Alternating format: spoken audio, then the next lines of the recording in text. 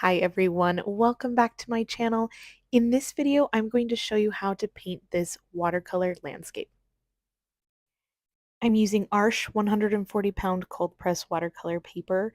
I'm using my letter sparrow handmade watercolor paints. I love these, and my butcher tray to mix them together. I'm also using my Polina Bright round brushes and rigger brush, but you can use any brushes that you prefer. This step is optional, but when I'm painting landscapes, I like to mask off the paper with masking tape. This helps everything dry flat. So I typically start with the sky when I'm painting landscapes, and I'm wetting about 3/4 of my paper with plain, clean water. That way I can drop in color for the sky, create some cloudy looks, and everything will kind of bleed and blend together. You want the paper to be glistening, but not super soaking wet with puddles. Skies can be tricky. It's really hard to replicate how someone else is doing a sky. So focus on trying to mimic the concepts of what I'm doing rather than trying to make it look exactly the same. So I'm starting with my brightest, boldest blue color, and I'm leaving some areas of white for a cloudy look.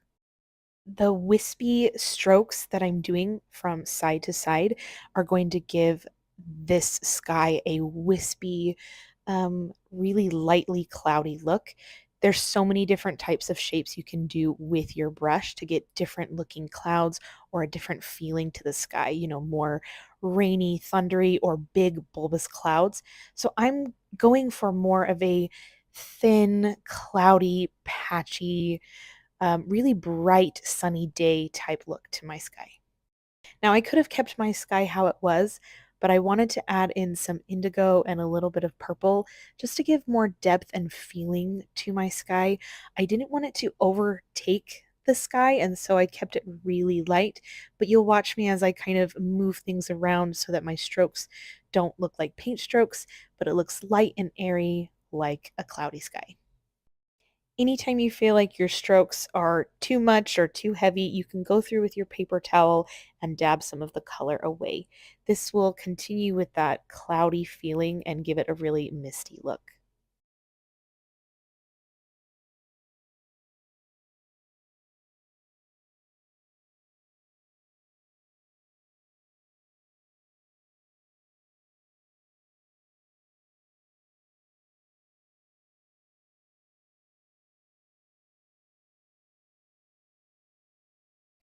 Now we finished with the sky and it's still wet, but this is when we want to start adding some of the greenery in for our land because we want a little bit of that blending up into the sky so it gives a misty, faraway effect to some of our greenery like bushes and mountains and trees. This is called creating atmospheric perspective when the objects that are farther away from us are actually more muted and fuzzy because there's so much atmosphere between us and the object that we can't really see the details. So I'm just painting in a kind of mid-tone muted green all along that back line, giving it a little lumps here and there to represent mountains and hills. So as we come forward in the painting, we're going to be adding a lot more color and creating a lot more depth and detail to really enhance that illusion of atmospheric perspective as things become closer to us visually. So here in the middle of the painting, I've added a bright yellow green color. That is going to be representing a patch of sunlight in our little meadow. And then over to the right, I've added some brown, and I'm going to have a path coming from the right side down to the front.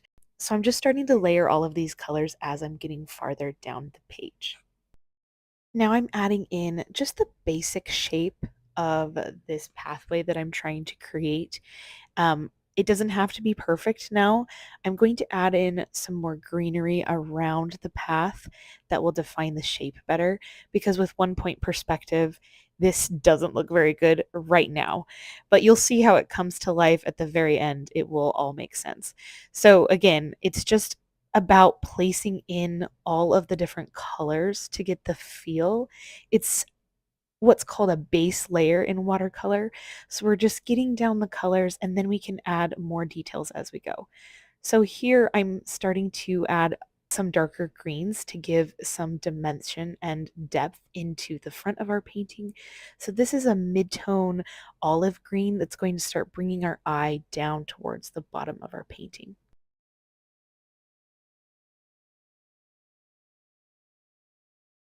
Now I'm starting to add in some darker green. I've just mixed in some indigo with the green that I've already mixed up on my palette. And this is where we start playing with the shapes and color contrast. So I'm putting in some dark green and bright green and just making sure that it's a lot more contrasted and having differences in color as we get closer to the front. So you can see that first layer we did in the very back is really misty and far away looking. It really creates so much depth and perspective in your painting because now we have so much more color and detail in our greenery up close. You really feel like you are up close to this painting and there are things farther away. When I'm painting landscapes, I also like to think of how, when you're looking at a field or a meadow, there are different areas where something is more hilly or there's a bunch of bushes or trees. And so you want to create different depths and textures so that your grassy field doesn't just lay totally flat looking. You'll also notice that I started to define the shape of the pathway with the greenery, but I've kind of lost it a little bit. So I've cleaned my brush and dried it off just a bit, and I'm able to go through and define that pathway a little bit more. And you'll see it starts really coming to life when I do this. It's also allowing me to pick up enough paint that it leaves a little bit of a highlight. So it also looks like the sun is shining down on it, and we're going to be able to add the browns and the shadows and the details within a dirt path back in instead of all of those details getting lost. So it was kind of wonky at the beginning, but it's one of those things where you kind of have to trust the process because you can definitely see the path now. Now that everything is dry, I'm going to start adding the details on top of this base layer. To the left, I have those foggy, misty mountains, and so I wanted to add a really light layer of texture to represent some light, misty trees or foliage in the background. So my mixture is really heavy on the water, really light on the pigment. I'm using the tip of my brush to create some texture that represents, some leaves or trees poking out, and then I'm smoothing around the edges of the bottom to continue that soft, misty look. And then to continue that misty look, I did just a little bit of that texture above and left some of that space in between. It kind of looks like the mist is moving through the trees, and you can see another section of trees peeking out. I have been really loving using a rigger brush lately. I feel like it gives me the looseness that I want when I'm doing detail, and I'm able to keep everything small and precise. So you can still continue to use a round brush or whatever you have, but I did use the rigger brush a few times towards actually a lot in the rest of this painting. But I liked that when I used my round brush to create the main shape of the textured trees in this foggy space, I was able to go back through with my rigger brush and create smaller detailed texture. So it wasn't so clumpy, wasn't so stiff. It had a little bit of a wispy feeling to it. So you'll see me do that a lot. I'll pick up some paint and create texture with my round brush, and it kind of represents the bigger texture, and then I'll use the rigger to go in and add more of the wispy, unpredictable type texture. Now I'm just going to be adding texture through this highlighted area where I'm imagining that the sun is coming down and shining on it. I wanted to keep it really light. I would say that's the biggest pointer I could give you is not overdoing it with the texture. You want the idea of texture, but if there's too much texture, it's just going to look like too many lines, too much going on. So you want a little bit of texture, smooth out some areas, blend some areas, some nice contrast, and then leave it. So don't be afraid to leave a lot of open areas, a lot of negative space. We don't have to fill everything in. So start with your lightest color, be light-handed where you add it, and then you can go back and add more detailed texture, add lots of contrast to give it some pop and some movement and some flow, and then just let it be. I think that's sometimes the hardest part of watercolor, or probably any art form, is to just know when to walk away. And I like doing landscapes because if I don't know what to do next in an area, I will just hop to a different area and then maybe I will have some inspiration or something will click for me by the time I come back to that area. So you don't have to finish it. Usually it's better if you just leave it and you can always come back to it. So you can see I've started creating some mid-tone texture around the pathway. So I want the idea, the feeling of grassy um, texture all along this meadow, but then the grass comes right up to that little pathway and is trying to grow over the edge almost. So it really will help define the pathway and give a lot of contrast to it when we do that as well. And I'm starting to go into some of the darker areas here. I imagine this area on the left has is really bushy. So we've got our meadow that has the light hitting it. We've got our trees and our mountains in the background that are misty. And then we have some beautiful bushes that are giving us a lot of texture and contrast up front. So you don't want it to be just bam, darkness, dark texture, but I'm imagining most of this is in shadow. So if I can keep the same philosophy of adding texture here and there, smoothing some areas out, and also leaving some space, it will add a lot of nice contrast that you can see details in this bush without just it being a big dark blob. Something that's typical of most of my landscapes, and I'm not sure if this is a thing for anybody else, but I really like to frame my landscapes.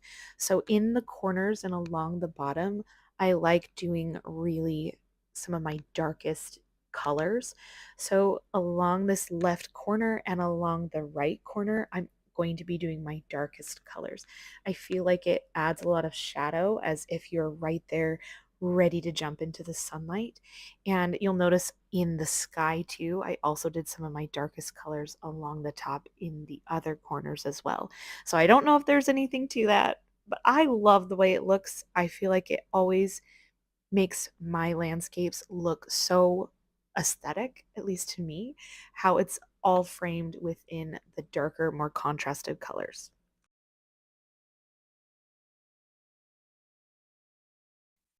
Now we're going to start adding texture to our little pathway here. And always keep in mind that watercolor dries lighter. So don't be afraid to add a mid-tone that's maybe a little bit darker than you want as some of these shadows, because we're going to come back and add even darker contrast later. So I'm mixing up a burnt umber type brown color, and I'm remembering that there's a lot of shadows in these bushes over here to the left, and so the light is probably coming from over by that sunny patch. And so the bushes and the greenery that are on this side of the pathway, on that left side of the pathway, are going to be casting some shadows. So I used some of this burnt umber color to cast some shadows in just some swipey texture with the rigger brush to start laying that base color. And you'll see, as things dry and as I decide, I'm not sure what to do with this section, so I'm going to stop, which is what I, said earlier. I just pick up a new color and see what else needs to be done. Adding contrast here and there. The rigor, I feel like, really helps with that loose detail idea, keeping everything really loose, but adding that really cool wispy texture that looks like leaves and branches and bushes, and it really helps everything start to come to life. My biggest tip to get this kind of loose but textured style is to not focus too much on texturing everything. We want the idea of texture in some places, but we want it to be smoothed out in other places. So it gives the idea that you're seeing some of the texture, but if you saw all of the texture and all of the details of a landscape all at once, it would be really overwhelming. So we want some, but we want to keep it light and purposeful. So think about where, some shadows would be, where you want some movement in your hills. So I try to create different shapes with the texture and then smooth everything out while also leaving some of that mid-tone base layer we have on the bottom. When you start to add the details around the path, remember that as you're getting farther away, we have atmospheric perspective. So everything that is farther away from us is going to be lighter and more dull in color. So you want to have some of those grassy patches around the pathway to kind of define it and give the illusion that there's grass that's coming right up to the pathway, kind of what we were talking about before. But then as we get closer to the left, which is the foreground of our painting, we want the details to be darker, to be brighter, to be more vibrant in color, so that you can really feel like the path is getting farther away from you, not just because it gets smaller, but because the colors are different. In this middle part here, I felt like it was really flat, but I don't want it to be the center of attention. So I'm adding some texture with the rigger, and then I'm also smoothing some of that texture out so that we get the idea of bushes and everything there, but we don't want to see too much texture in that mid ground of our painting. Earlier, I mentioned how when you start adding the details, watercolor dries a lot lighter than you think it will. So this is a good example of how now we're coming back with a dark brownish red and really amping up the contrast of our details, especially towards the foreground of our painting. And the foreground of our painting is going to be on the bottom of our painting because that's the closest part to us. What I like to do to create darker colors, especially when I'm trying to create contrast, is I use colors that I've already used before, like that burnt umber color, but I add in some red so we get darker tones, but it's still a nice reddish brown. So it's calling back into that color we've already used, but we're not adding in blacks or grays or anything like that when we're adding shadows. We want to use as many colors as we can. And sometimes you can add a color's complementary color to really give it a nice shadow, but still, reminiscent to the color you initially used. You don't want to add a shadow that has black in your greens or in your browns. I promise, it doesn't look as good. So try to figure out with your color mixing how to add different colors together to get that darker pigmented shadows that you're looking for. So this is the point in the painting when I've stepped back and I'm really analyzing what feels off or what feels like something is missing. So on that upper right-hand side, I felt like it needed a little bit of texture, especially because the left-hand side had some, but I wanted to keep it really light. I didn't want it to look like it was too matchy match. And then I did a little bit of darkness over on the by the pathway, but I lightened it up really quickly because I don't want that color to be extremely dark since it's farther away. Just a hint of shadows. And then at the end here, everything else is done. But I thought, you know what it really needs? It needs another element. It needs to call back into that darkish red brown that we started adding to the pathway. So I did these little rocks. Rocks are really fun because they can be any random shape. I painted them in that dark red color and then I just used a paper towel to lighten them up. And then I went back in and added some more details, some shadowing, and I thought it really pulled everything together, added another element that gave it a lot of texture and movement, something else to look at, almost like bringing your eye down to the bottom of the painting along with the pathway. And while that dark brownish red color was still on my paintbrush, I just added a couple more details along the pathway, and this painting is pretty much finished at this point.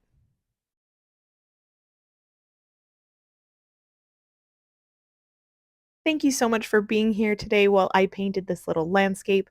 I hope the techniques and the tips that I talked about in this video will not only help you paint this landscape, but will help you with all of your landscapes going forward. If you found it helpful, I would be so appreciative if you liked and subscribed, and I will see you all next time. Bye.